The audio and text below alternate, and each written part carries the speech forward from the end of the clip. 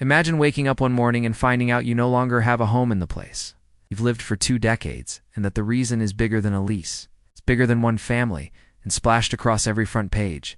He's been a fixture. At Royal Lodge for years, a large, ornate house sitting in the shadow of Windsor Castle.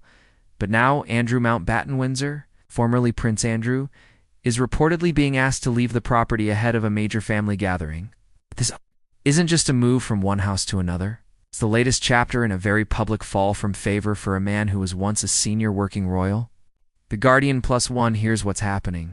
Sources say Buckingham Palace has initiated steps to reclaim the Royal Lodge, and Andrew is expected to move out by the time the family traditionally gathers at Windsor, a date many outlets tie to Easter. The reports tied this eviction to the wider fallout from his association with Jeffrey Epstein and the legal and reputational consequences that followed. In short, the monarchy appears to be drawing a firmer line between the institution and a scandal it believes has lingered for too long. International Business Times UK+1 to understand why this matters. Let's rewind. For decades, Prince Andrew was a visible member of the royal family, naval officer, charity patron, public face at events, but allegations linked to his friendship with Jeffrey Epstein and later legal settlements changed that. Over time, what began as reputational damage moved into policy decisions inside the palace, stripping titles, withdrawing public duties, and now, according to reports, reclaiming one of his most prominent residences. That progression tells you how seriously the senior royals now treat public trust and optics.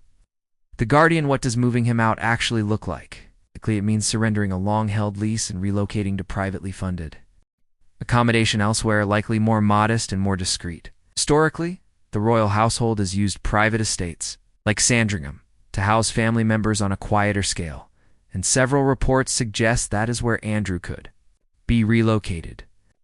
Whether that move is negotiated, enforced, or litigated, it signals a change from toleration to containment. People.com+1, there are human ripples here too. Andrew's daughters, Princesses Beatrice and Eugenie, have been navigating their own public lives while managing the fallout from their father's controversies. Insiders say family gatherings have been reshaped by decisions like this, not just who sits where at Christmas dinner, but which relatives are included in public-facing moments and how the monarchy balances compassion with institutional survival. The optics of exclusion send a message. Safeguarding the crown's reputation sometimes means sidelining even close relatives. People.com+1, so why now? A few factors converge.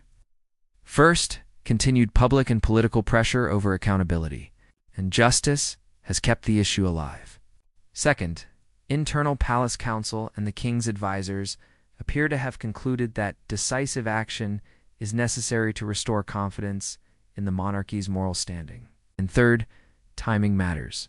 A major family gathering brings scrutiny, and the palace likely wants the event to proceed without the distraction of an unresolved controversy.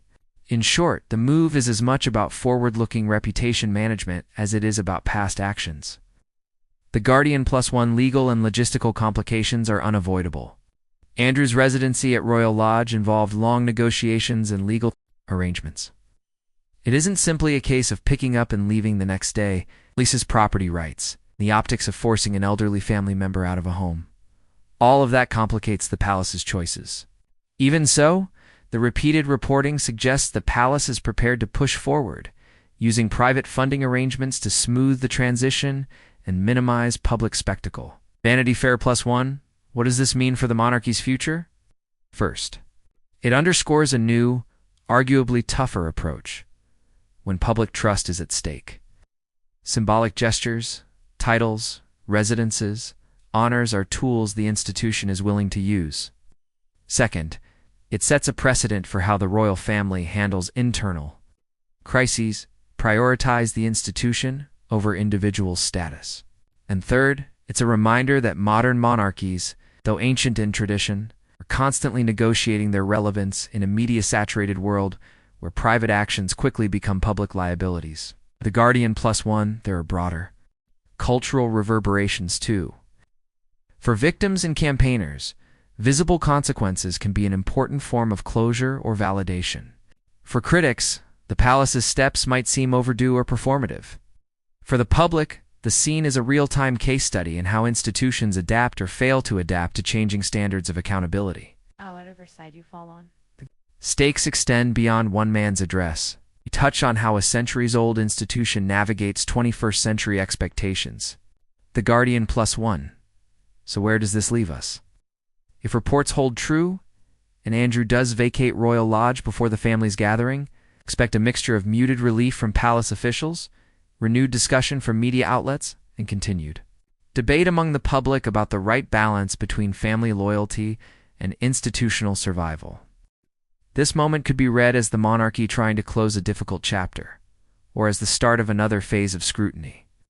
Either way, it's a reminder that in the modern age, even the most private family decisions have public consequences. If you want updates, keep an eye on trusted outlets. This story is still unfolding, and official palace statements will be the clearest indicator of how permanent any change will be. Thanks for listening. If you like this breakdown, share your thoughts below. Do you think the palace made the right call, or is this too harsh?